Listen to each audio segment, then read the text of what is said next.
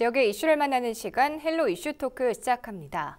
지난 3월 15일 국토교통부가 새로운 국가산업단지 후보지를 발표했습니다. 전국에서 15개, 대구시와 경북에서는 신청한 4곳이 모두 포함됐는데요.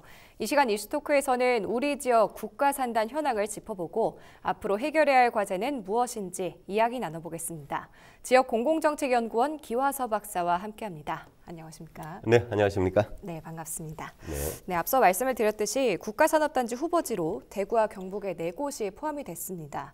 우리 지역 국가산단 후보지 현황부터 짚어주시죠. 네, 먼저 대구를 보면 대구는 대구광역시의 8개 구군 중에 달성군이라고 있습니다. 네. 달성군의 화원읍과 옥포읍 그 일대에 들어서게 되죠.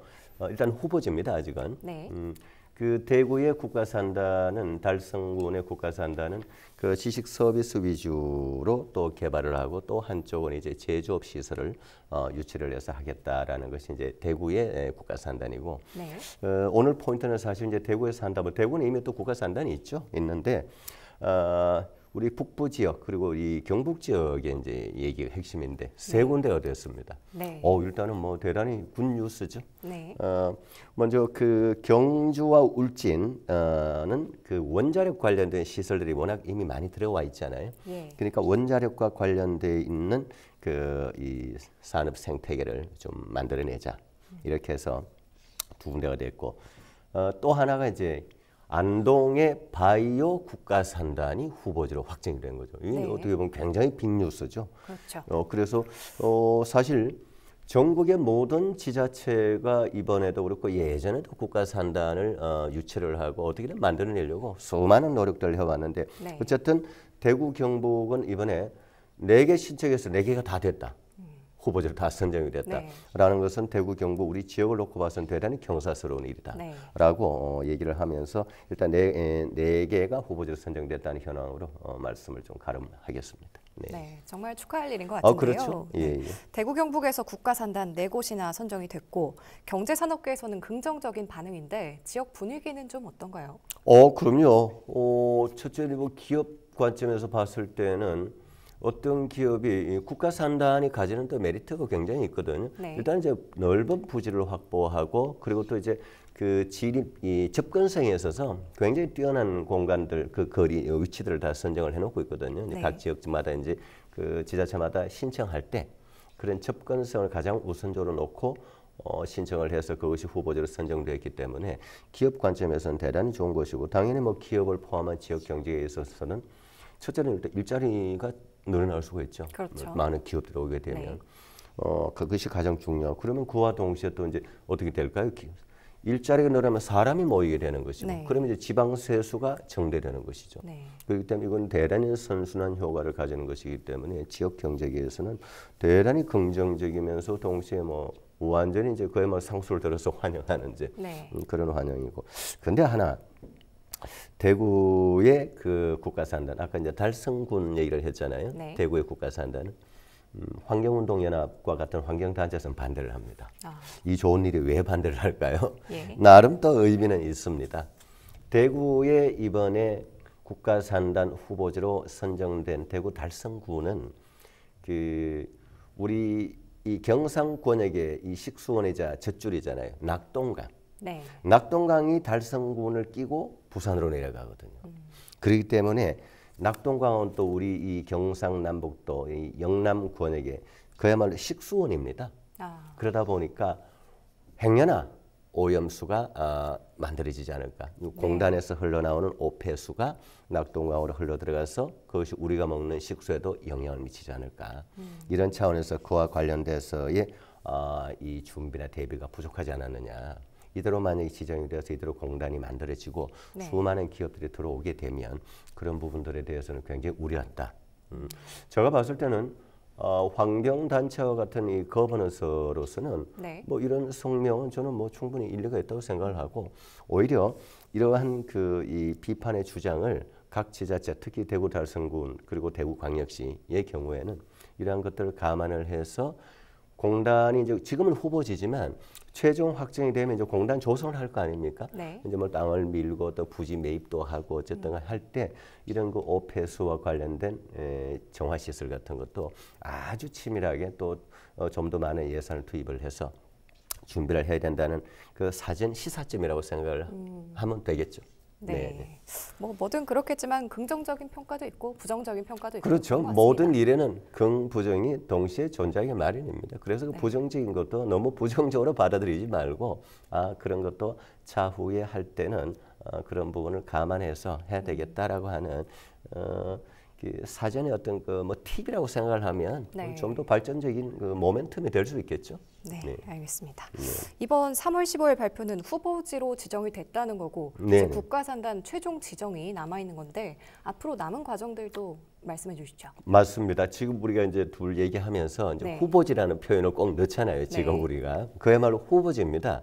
대구 경북의 네 곳은 후보지인데 이것이 이제 마무리가 되기 위해 가지고는 가장 중요한 게 그 지역의 국가산단으로서의 타당성과 경제성이 있느냐. 네. 물론 각 지자체가 신청할 때는 이 타당성과 경제성에 있어서 충분하다라고 제시는 했지만 그러나 이것을 이제 전문 기관에서 또 한 번 더 이 평가를 합니다. 그리고 또 하나는 한국 그 국가기관인 한국 그 주택토지공사 또는 이제 대구 같으면 이제 대구에서 이런 그 국가산업단지를 조성하려면 이제 대구도시개발공사 같은 이런 이제 지역 그 공기관에서 부지 후보지로 선정된 그 부지에 대해서 이런 작업들을 해야 되거든요. 그야말로 경제성이 확보되도록끔 또 타당성이 확보되도록끔 해야 되는 이런 그 절차를 거쳐야 되고 이런 경제성과 타당성 조사를 거쳐야만이 최종 그 국가산단으로 선정되는 거거든요. 확정이 되는 거기 때문에. 그리고 또 하나는 또 이런 것도 있어요. 타당성 조사와 경제성 조사를 해서 충분히 가능성이 있네라고 해도 이것이 나중에 이제 그 땅 주인들이 있잖아요. 토지 소유주들하고 토지 보상 뭐 이런 것들로 해가지고 이것이 또 좀 미뤄지기도 하고 굉장히 뭐 이 지난한 과정이 있을 수가 있는데 어쨌든 가장 중요한 것은 방금 얘기했던 그런 두 가지 조사가 무난히 통과돼야 된다. 그러고 난 다음에는 그 다음에 이 토지 보상 그리고 이 그 일정 부분 토지를 또 수용을 해야 되거든요. 이런 절차를 거쳐서 대부분 다가 지금 2028년 또는 2030년에 완공해서 가동이 들어가는 것으로 하는 것이 목표이기 때문에 이 기한을 맞출 수 있을지는 지켜봐야 된다. 그 4개 산단마다의 상황이 다를 수가 있거든요. 상황이 그렇습니다. 네, 그럼 최종 단계는 아직 남았고, 그러면 좀 유치하는 과정도 쉽지 않았을 것 같다는 생각이 드는데요. 그간의 과정도 짚어주시죠. 지금 말이죠. 그 윤석열 정부가 출범하면서 내세운 그 국정 모토가 그야말로 지방시대다. 지방시대. 그야말로 지금까지 수도권 과밀 그리고 동시에 그로 인해서 그와 동시에 또 저출산 고령화로 인해서 그야말로 지방 소멸이라는 단어가 엄청나게 회자될 정도로 심각하잖아요. 우리가 또 그런 주제 많이 다뤄봤지 않습니까? 이런 상황에 어쨌든 간에 지방에 살아야 국가가 산다. 이런 그 개념에서 윤석열 정부의 국정 과제 중에 하나가 이제 지방시대였기 때문에 이 윤석열 정부 출범한 이후에 어떻게든 이 지방을 활성화하기 위해서 지방의 여러 개 지역의 국가산단을 좀 지정을 해주려고 하는 노력은 앞서부터 있었습니다. 있었고 또 대구광역시나 경상북도 역시도 작년 6월달에 어쨌든 민선 8기가 시작됐잖아요. 6월 말 선거에서 공식적으로 작년 7월 1일부터 민선 8기가 이제 임기가 시작됐기 때문에. 대구광역시나 경상북도 역시도 이 부분에 굉장히 전력을 해왔습니다. 굉장히 치밀하게 준비를 해왔고 그래서 무난하게 되지 않을까라는 생각은 있었어요. 근데요, 이 시점에 제가 굉장히 좀 강조하고 싶은 게 하나 있어요. 왜냐, 이번에 대구, 경북, 특히 경북의 3개가 신청을 했는데 다 되다 보니 그거 뭐 쉬운 거였네? 그거 뭐 신청하니까 다 되겠네? 뭐 별로 어려운 거 아니었구만. 이렇게 얼핏 생각할 수가 있어요. 근데 전혀 아닙니다. 이게 비하인드를 몰라서 하는 얘기. 우리 또 뉴스에 어떻게 미디어에서 뉴스에서도 비하인드를 그렇게 많이 다루진 않다 보니까 네. 뭐 보편적으로 일반 시청자나 시도민이 봤을 때는 그거 뭐 다 된데 뭐 그게 뭐 그렇게 어려웠나라고 생각을 하는데 여기서는 그 강조하고 싶은 게 안동입니다. 네. 경주와 울진은 이미 원자력 생태계가 산업 생태계가 많이 만들어져 있기 때문에 거기에 원자력 관련해서의 국가 산다는 나름 충분히 가능성이 있다라는 생각을 했었어요. 근데 안동의 바이오 국가 산다는 이거 사실 굉장히 어려웠습니다. 쉽지 않았어요. 네. 보통 이제 이런 국가 산단 신청을 하면 현장 평가 실사단이 옵니다. 왔을 때요. 굉장히 부정적이었습니다. 안동 바이오 국가 산다는. 뭐 준비된 게 좀 없어서. 아니 그게 그런 게 아니고 아니 안동에 굳이 국가 산단까지 뭐 지방 산단으로 뭐 적절히 해 나가도 되는데 뭐 국가 산단까지 필요하나? 라고 네. 굉장히 회의적이었어요. 근데 이런 것을 어쨌든 간에 뭐 지역의 뭐 단체장인 이 안동 시장도 또 나름 또 노력을 또 했겠지만 네. 무엇보다도 이러한 것은 중앙 정부와의 소통 역할이 굉장히 중요하거든요. 왜 필요한지에 대해서 읍소도 해야 되고 어필도 해야 되고 이런 부분은 안동의 전 지역구 국회의원 김영동 의원의 역할이 굉장히 컸다. 이건 뭐 부정할 수 없는 사실이다. 네. 라고 생각을 해서 저는 이 부분에 있어서는 어쨌든 안동의 그 바이오 국가 산단이 들어선 부분에 대해서는 그냥 간과할 일은 아니다. 정말 이거는 많은 노력이 있었다. 네. 우리가 이건 정말 박수를 보내드려야 될 일이 있다. 저는 그렇게 생각합니다. 네. 네. 그럼 뭐 국가산단 후보지 지정에는 많은 노력이 있었다고 그렇죠. 찍어서 네. 말씀해 주셨는데요. 이제 보통 우리가 이제 이런 큰 프로젝트를 하다 보면 네. 이게 이제 그 단체장이 할 역할이 있고 그 지역의 국회의원이 중앙정부를 중심으로 해야 될 역할이 있고 그래서 저 역할의 구분이 좀 있을 수 있거든요. 네. 어쨌든 간에 뭐 각각 노력의 결과고 어쨌든 또 중앙정부를 움직이는 데 있어서는 지역구의 국회의원 김영동 의원의 노력이 있었으면 뭐 저는 부정할 수 없다라는 생각을 합니다. 네. 그러면 국가산단 지정이 이 지방시대가 열릴 수도 있다는 그 점에서 의미가 있는 것 같은데 그렇죠. 네. 목사님 보시기에 어떤 의미가 있다고 보십니까? 이거는 수치로 좀 얘기를 할 필요가 있는데요. 네. 지금 우리 경상북도만 놓고 봤을 때 이미 국가 산단이 10개나 있습니다. 네. 기존에. 근데 이 10개 산단에 기업만 전부 2만 6천 개가 들어와 있습니다. 기업만 2만 6천 개. 그리고 이 2만 6천 개의 기업의 고용 인원만도 10만 명이 넘습니다. 네. 엄청나죠. 자, 그럼 이걸 하나로만 놓고 봤을 때는 2만 6천 개가 있었고 10만 명의 고용 인원인데 그걸 하나로만 놓고 봤을 때 국가산단 하나에 기업이 적어도 260개 이상은 들어온다는 얘기고 네. 그리고 고용 인원도 적어도 1만 명의 고용 창출 효과가 있다. 엄청난 거죠. 예. 이거는 없는 얘기가 아니고 지금 현재의 데이터를 놓고 얘기하는 거기 때문에 네. 꼭 이렇게 가는 건 아닙니다. 자, 그럼 이 정도가 된다면은 예를 들어서 안동의 바이오 국가산단의 경우에는 네. 그러면은 나중에 위치라든지 구체적인 우리가 뒤에 또 얘기를 나누겠지만 예. 도청이 예천 그 안동 경계 쪽에 와 있는 상황에서 인구가 첫째 늘어날 숫자가 뭐 거의 한 2만 5천 도청 쪽 인구가 지금 이제 2만 명이 좀 넘었거든요. 그래서 이제 도청 호밍읍으로 이제 성격을 준비하고 있는데 네. 어쨌든 숫자 자체가 상당한 숫자가 늘어날 수가 있다. 네. 지금 아무래도 지금 인구가 빠져나가서 지금 뭐 난리잖아요. 그야말로 그렇죠. 심각한 상황인데 이 자체만으로도 인구 증가 그리고 고용 창출 그리고 지방 세수 증대 이것은 이건 말로 더 이상 설명할 필요가 없는 정도의 이거는 엄청난 의미죠. 네. 예. 정리를 해보면은 일자리도 늘고 인구도 느는 게 효과가 있다. 이런 그렇죠. 거기 말씀이시죠? 하나 더 또 부과를 하면 네. 어쨌든 그 국가 산단은 엄청난 부지거든요. 평균 100만 제곱미터 그리고 평으로 해도 30만 평에서 많게는 50만 평까지 엄청난 부지를 그 조성 작업을 하잖아요. 네. 그럼 그 조성 작업하는 그 기간 내에 많은 공사를 하기 때문에 건설업체가 들어오게 되고 그럼 거기에 건설 인부가 따라와야 되고 기재 장비들이 많이 투입이 돼야 되기 때문에 그 기간 동안의 지역 경제 활성화 효과라는 건 뭐 어떻게 보면 숫자를 계산할 수 없을 정도의 네. 엄청난 의미를 가지는 거죠. 네, 네, 그렇습니다. 알겠습니다. 그럼 이번에 안동뿐만 아니라 울진과 경주도 후보지로 지정이 된 만큼 지역 발전축이 새롭게 개편될 수도 있다 이런 의견이 있거든요. 어떻게 그렇죠. 보십니까?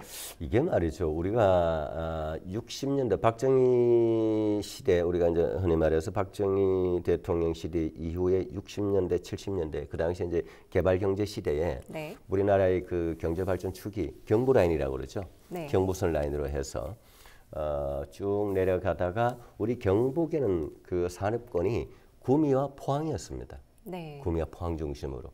그러다 보니까 그 나머지 특히 북부 지역 쪽엔 산업적인 면에서는 굉장히 위축되어 왔죠. 네. 그런데다가 특히 경북 안동의 경우에는 70년대에 댐이 두 개나 생겼잖아요. 안동댐이 생겼죠. 이마댐이 생겼죠. 네. 댐이 이렇게 두 개나 생기다 보니까 더욱더 위축되어 버린 거예요. 공장을 만들려야 만들 수도 없는 겁니다. 네. 모든 것이 자연환경 보전지구에 묶여버려서 어떻게 뭐 이런 공단을 조성한다? 특히 국가산단을 조성을 한다? 네. 이건 아예 불가능한 것이었습니다. 이런 면에서 봤을 때는 특히 경북의 이 산업축이 앞으로 바뀐다. 이동할 수가 있다. 네. 이제 경주, 울진을 놓고 봤을 때는 경상북도의 동남부잖아요. 네. 동남부 쪽. 그리고 안동을 중심으로 한 북부 지역 쪽에도 새로운 산업 생태계가 앞으로 만들어질 수가 있다. 다시 말해서 대한민국의 이 산업 라인, 경부 라인을 이제 좀 벗어나서 경북 안에는 동남부 라인, 그 다음에 안동을 중심으로 한 북부 벨트가 만들어질 수 있다라는 생각을 합니다. 네, 알겠습니다. 앞서 말씀을 해주셨지만 국가산단이 들어서고 또 관련 기관도 들어오면 인구는 당연히 늘 텐데 그에 맞게 인프라 구축도 필요해 보이거든요. 그렇죠. 경상북도와 안동시가 인프라 구축에는 어떤 점을 노력해야 될까요? 뭐 여러 가지 준비를 하고 있습니다. 사실 지금 안동이 국가산단을 유치하고자 했던 노력, 이미 수십 년 전의 얘기고요. 네. 이렇게 해왔고 첫째 인프라는 핵심적으로 이제 접근성이잖아요. 네. 접근성은 안동의 국가산단은 서안동 IC 고속도로 가까운. 네. 지금 서안동 IC에 보면 농수산물 도매시장이 있습니다. 네. 그 건너편 정도로 보면 돼요. 예, 입지를 우리가 쉽게 좀 설명을 하면. 예. 그러면 서안동 IC 입지가 굉장히 가깝죠. 진입하여 저쪽 고속도로. 그렇죠. 예. 그런 인프라 구축에 일단은 구축을 먼저 생각하고 후보지를 신청했다는 자체는 이미 그 자체가 하나의 준비고. 네. 또 하나는 이제 인프라 안에는 이런 이 도로와 관련 이동의 인프라도 있지만은 완전 주거의 인프라도 있어야 되잖아요. 네. 그러면 와서 사람들이 또 살아야 되고 집을 구해야 되고 그렇기 때문에 이미 이러한 것이 어느 정도 예상이 돼서 서안동 IC 가기 전에는 또 이제 안동과학대학이 있잖아요. 네. 그 일대에 또 이미 아파트가 들어서고 있습니다. 단지 하나가. 네. 들어서고 앞으로 또 다른 단지가 또 아파트 단지가 들어서리라 봅니다. 왜냐? 사람이 모이면은 집이 생기게 되고 또 사람이 모이기 전에 또 집이 만들어지게 되거든요. 네. 이렇게 해서 준비를 하게 되고 그리고 또 이 경상북도 입장에서도 어쨌든 도청이 바로 인근에 위치해 있기 때문에 도로 개설이라든지 또 우회 도로라든지 이러한 인프라들 굉장히 지금 이미 구상을 해놓고 준비하고 있습니다. 네. 안동시의 경우는 사실 이에 대비해서 이 지리적 접근성의 인프라 그리고 이제 주거 이런 부분에 있어서 이미 구상을 많이 해놓고 있는 상황입니다. 앞으로 어떻게 좀 더 풀어나갈지는 좀 굉장히 초미의 관심사가 아닐까. 이 부분은 이런 부분은 또 이제 지방자치단체가 해결해야 될 부분은 안동시장, 권기창 시장의 역할이겠죠. 나름 뭐 준비를 하고 있다고 생각을 합니다. 네. 네. 앞으로 인프라 구축도 어떻게 될지 지켜봐야 될 것 같은데요. 끝으로 국가산단을 조성할 때 조심해야 할 점이 있다면 짚어주시죠. 가장 중요한 건 제가 앞서 잠시 얘기했는데 이런 지방산단이 됐든 국가산단이 됐든 조성하다 보면 토지를 어쨌든 매입을 해야 되잖아요. 네. 기본 땅 주인들이 다 있거든요. 이게 뭐 땅이 아주 좀 좁은 땅이 아니고 면적이 굉장히 넓기 때문에 다양한 지주들이 있을 거라고. 네. 그럼 이제 또 어쨌든 보상가가 매겨질 것이고 이러한 이제 토지 이 보상 그리고 수용 네. 이 과정에 있어서 그리고 또 그 인근에 산단으로 인해서 국가 산단으로 인해서 또 피해를 입을 사람들 그리고 그 동네들이 있을 수가 있습니다. 예, 그런 부분들 미리 서로 잘 소통하고 협력을 해야만이 이 기한을 맞춰서 만들어낸다. 그래서 이런 부분이 소위 PR입니다. Public Relation. 예. 공공기관과 지역민이 서로 미리 늘 소통하는 거. 그건 이제 지자체 역할이죠. 네. 네. 네, 알겠습니다. 오늘 말씀 여기까지 듣겠습니다. 네. 네, 지금까지 우리 지역 국가산단 후보부터 남은 과제까지 살펴봤습니다. 이 시간 헬로 이슈 토크는 여기까지입니다. 시청해주신 여러분 고맙습니다.